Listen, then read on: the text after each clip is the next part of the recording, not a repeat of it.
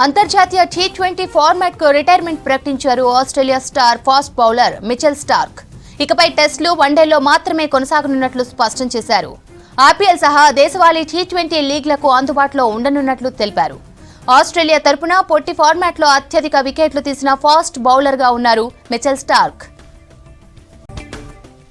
పాకిస్తాన్తో 2012లో జరిగిన మ్యాచ్తో పొట్టి ఫార్మాట్లో అరంగేట్రం చేశాడు స్టార్క్. మొత్తం 65 మ్యాచ్లు ఆడిన స్టార్క్ 7.74 ఎకానమీతో 79 వికెట్లు పడగొట్టాడు. మరోవైపు తన రిటైర్మెంట్పై స్పందించారు మిచెల్ స్టార్క్. ఆస్ట్రేలియా తరపున తన టీ20 కెరియర్ సంతృప్తిగా సాగిందన్నారు. దేశం కోసం ఆడిన ప్రతి మ్యాచ్ను ఆస్వాదించానని తెలిపారు.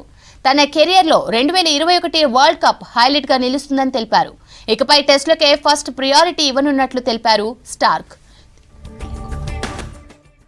అంతర్జాతీయ టీ20 ఫార్మాట్ కు రిటైర్మెంట్ ప్రకటించారు Australia star fast bowler Mitchell Starc.